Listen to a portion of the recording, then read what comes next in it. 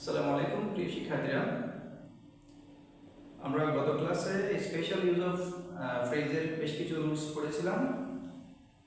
ওই টপিকের উপর আজকে আমাদের দ্বিতীয় ক্লাস। আমাদের টপিকের নাম ছিল কি special use of words of phrase.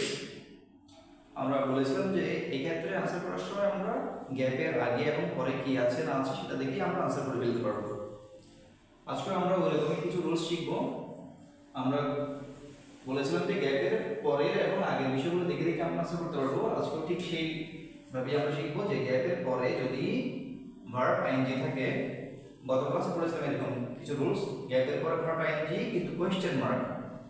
আজকে বলতে হচ্ছে গ্যাপের পরে ভার্ব আইএনজি, গ্যাপের পরে ভার্ব আইএনজি কিন্তু সেন্টেন্সটি কোয়েশ্চেন হবে না, এরকম কিছু গ্যাপ থাকতে পারে আমাদের। এরকম গ্যাপ থাকলে আমরা কি কি দিয়ে আনসার করতে পারবো? গ্যাপের পরে ভার্ব আইএনজি এবং কোয়েশ্চেন মার্ক থাকলে আমরা তিন রকম করে আনসার করা শিখেছিলাম গত ক্লাসে, প্রথম ক্লাসটিতে।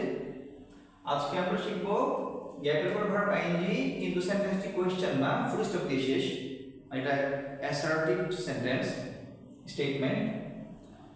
তো এই ক্ষেত্রে আমরা অর্থ দেখে দেখে আমাদের আনসার করতে হবে। যদি অভ্যস্ত বোঝাই সেক্ষেত্রে গ্যাপের পর ভার্ব আইএনজি এবং ফুল স্টপ দিয়ে শেষ হওয়া কোনো সেন্টেন্স যদি দেয় আমাদেরকে, আমরা দেখব যে অংশটুকু দেওয়া আছে ওটা কোনো অভ্যস্ত বোঝাচ্ছে কিনা। অভ্যস্ত বোঝালে আমরা ইউজ টু অথবা অ্যাকাস্টম টু যেটাই দেওয়া থাকবে আমাদের অপশনে দিয়ে দিবে উপরে, ওখান থেকে আমরা এটা আনসার করে দেব। যেমন আমি একটা এক্সাম্পল দিয়েছি, কিডস আর ড্যাশ দেওয়া আছে, এরপর কি ইমিটেটিং দ্য এল্ডার্স। তাহলে ইমিটেটিং আছে গ্যাপের পর ভার্ব আইএনজি, সেন্টেন্সটি ফুল স্টপ দিয়ে শেষ হলো। তাহলে আমরা দেখতে পাচ্ছি কি এখানে কি বলা হচ্ছে, ইমিটেট মানে হচ্ছে অনুকরণ করা। যে বাচ্চারা সাধারণত তাদের বড়দেরকে অনুকরণ করতে অভ্যস্ত, অনুকরণ করতে অভ্যস্ত। এটা বললেই তো ভালো বানাবে না সেন্টেন্সটিতে। তাহলে আমরা দেখবো যে গ্যাপের পর ভার্ব আইএনজি এবং ফুল স্টপ যদি থাকে এরকম, যদি সেটা অভ্যস্ত বোঝায় আমরা ইউজ টু আনসার করে দিতে পারবো। তাহলে আমাদের এই সেন্টেন্সটাতে আমরা আনসার করছি কি কিডস আর ইউজ টু অথবা কিডস আর অ্যাকাস্টমড টু, যেমনটা দিতে পারবো ইমিটেটিং দ্য এল্ডার্স, বাচ্চারা বড়দেরকে অনুকরণ করতে অভ্যস্ত। দুই নম্বরে যাই আমরা, অনেক সময় দেখা যাবে একই রকম গ্যাপ দেওয়া আছে কিন্তু অভ্যস্ত কথাটা মিলবে না। যদি দেখি যে আমরা কোনো একটা কিছু করার মতো বা করার যোগ্য বোঝাই, করার মতো বা করার যোগ্য বোঝালে ওয়ার্থ শব্দটা আনসার করতে হয়। যেমন এখানে কি বলছে, he feels lonely as he has none dash talking. তো সে একাকিত্ব অনুভব করে কারণ হি হ্যাজ নান তার কেউ নেই ড্যাশ টকিং। তাহলে এখানে তো কথা বলতে অভ্যস্ত এরকম মিলবে না। এখানে কি বলছে যে কথা বলার মতো কেউ নেই তাই সে একাকী অনুভব করে, কথা বলার মতো। তাহলে গ্যাপের পরে যেটা আছে ভার্ব আইএনজি ওটার মতো, খাওয়া হলে খাওয়ার মতো, কেনা হলে কেনার মতো, টকিং হলে কথা বলার মতো। তাহলে এটাই তো ভালো মানাবে না, যে কথা বলার মতো কেউ নেই বলে সে একাকী অনুভব করে। তাহলে এরকম যদি কোনো কাজ করার মতো, খাওয়ার মতো, পড়ার মতো, পড়ার মতো, দেখার মতো, কথা বলার মতো বোঝাই, তাহলে আমরা ওয়ার্ড শব্দটা আনসার করে দেব আমাদের এই সেন্টেন্সটিতে। তাহলে আমরা আনসার করছি কি ওয়ার্ড শব্দটা। হি feels lonely as he has non worth talking. তিন নম্বরে যাই, কখনো কখনো দেখা যাবে গ্যাপের পর ভার্ব আইএনজি এবং ফুল স্টপ আছে, ঠিক আছে, তবে আমরা যে দুটো পড়েছি ওগুলো মিলছে না। তখন দেখলে আমরা উদ্দেশ্যে বা জন্য বোঝাচ্ছে কিনা।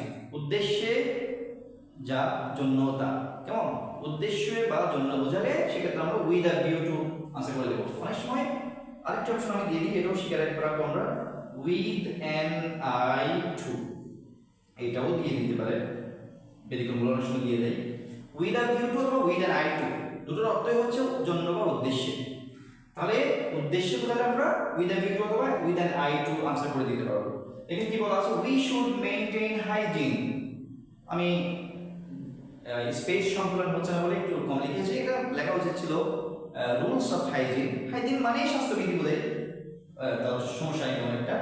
উই শুড মেইনটেইন হাইজিন, আমাদের স্বাস্থ্যবিধি বজায় রাখা বা মেনে চলা উচিত। কি জন্য? স্টেইং ওয়েল, ভালো থাকার জন্য, সুস্থ থাকার জন্য বা সুস্থ থাকার উদ্দেশ্যে, একই কথা, সুস্থ থাকার উদ্দেশ্যে বা সুস্থ থাকার জন্য, দুটোই একই কথা। হ্যাঁ, এরকমটা বোঝালে আমরা কি আশা করবো, উইথ আ ভিউ টু অথবা উইথ অ্যান আই টু। তাহলে আমাদের স্বাস্থ্যবিধিগুলো বজায় রাখা দরকার, মেনে চলা দরকার সুস্থ থাকার উদ্দেশ্যে বা সুস্থ থাকার জন্য। আমরা কি অ্যান্সার করব এখানে? With a view two staying well, with a view two staying well. আরেকটা কথা আমরা 4 নম্বরে, সেটা হচ্ছে কি কখনো কখনো দেখা যাবে গ্যাপের পর ভার্ব আইএনজি আছে এবং ফুল স্টপ আছে, এই তিনটাই মিলছে না, তাহলে আমরা দেখব যে ইচ্ছে হচ্ছে বোঝাচ্ছে কিনা। ইচ্ছে হচ্ছে বোঝাতে পারে, গ্যাপের পর ভার্ব আইএনজিটা ইচ্ছে হচ্ছে দিয়েও আমরা আনসার করতে পারবো। এরকম যদি ইচ্ছে হচ্ছে বোঝাই তাহলে আমরা ফিল লাইক আনসার করব। যেমন এখানে কি বলছে, when we feel monotonous, যখন আমাদের একাকিত্ব বা একঘেয়ে অনুভব হয়, একাকিত্ব না একঘেয়ে, মানে আমরা একটা কাজ করতে করতে করতে ওই কাজটা ভালো লাগে না, একই খাবার খেতে খেতে খেতে খেতে ওই খাবারটা ভালো লাগে না, এটাকে একঘেয়েমি বলে, এটাকে ইংরেজিতে মনোটোনি বলে, মানে বিষয়টাকে মনোটোনি বলে। আর যিনি এটা ফিল করছে তাকে মানে তাকে কি বলবে, অ্যাডজেক্টিভটা হবে monotonous।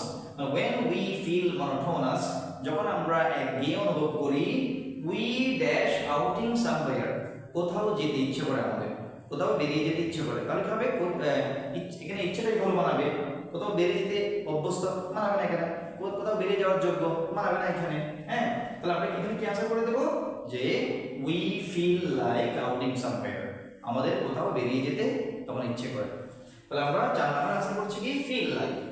আরেকটা হতে পারে, যদি কোনো একটা কাজ না করে পারে না বলে, আমরা অনেক সময় বলি যে আমি চা না খেয়ে পারি না।